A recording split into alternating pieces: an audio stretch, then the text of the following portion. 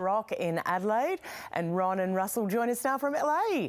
G'day, fellas. Welcome to News Breakfast. Yeah, hello.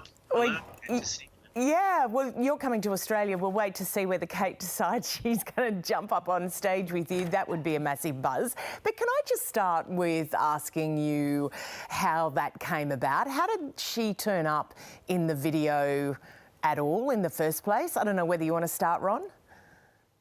Yeah, we were fortunate enough to be able to go to receive the César Award for Best Music, and so she was being honored that year. It was a couple of years back for a lifetime achievement, which she obviously deserves. And she just wandered backstage into our dressing room, and we said, "Who is this strange woman?" And it turned out to be her. And so, in any case, we found out that there was mutual admiration, and that she was kind enough at the time that we needed someone to perform in the video for the song "The Girl's Crying in Her Latte" to actually be playing that role.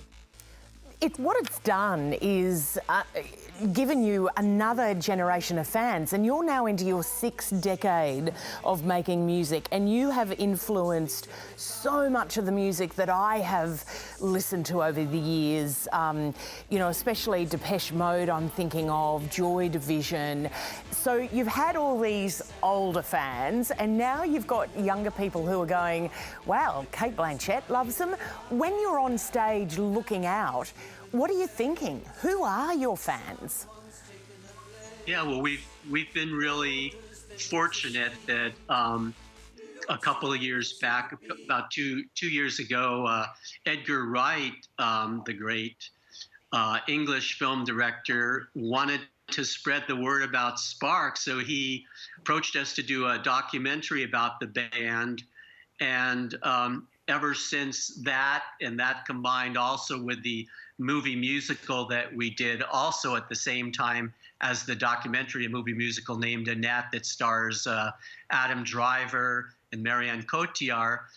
The combination of those two additional outside activities and the new Sparks album, it just sort of created this new renaissance for the band, where a lot of new younger fans who weren't aware of the band, and even older people who just weren't aware of Sparks, these kind of few events that happened, that fortunate events that kind of brought to a whole new audience, Sparks.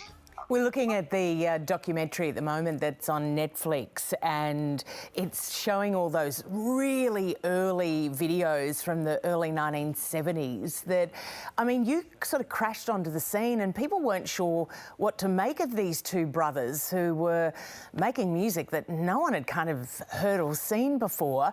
The people who came after you, the bands that tried to maybe copy you in a way, have you ended up having relationships with them over the years? Russell, are they friends, or have they just been influenced by you? Well, the amazing thing was that when Edgar did this documentary, he approached a whole slew of other bands and also other people from other areas, film people and actors, writers. And most of the people, I mean, we obviously heard of all of these wonderful people that were in the documentary, but we were not friends with the majority of them. So it was really shocking when Edgar said to us, "Oh, by the way, this week I'm going to be interviewing Mike Myers, and this week I'm interviewing guys from Faith No More, or guys from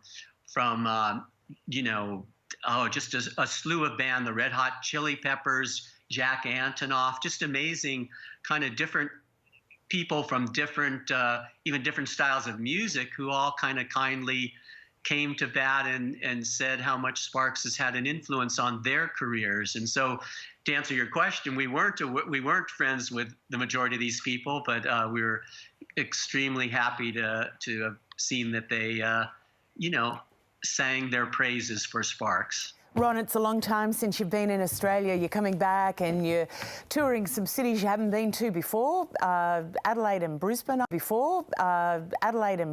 think. You're doing the Sydney Opera House. How are you feeling about coming back?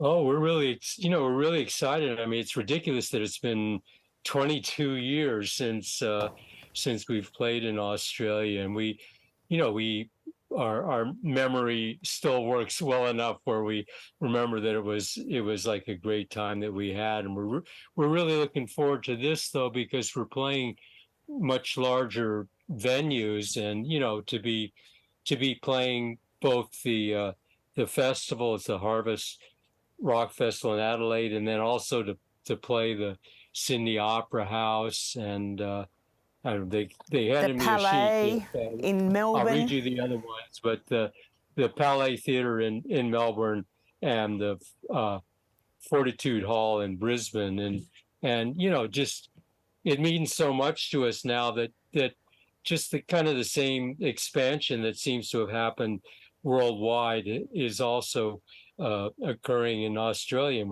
we're really looking forward to these shows. We've got an amazing band, and they just we feel like we're riding a jet plane every single night.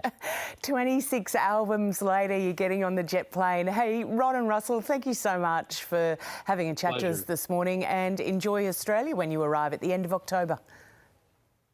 We're looking forward to it. See ya. Take care.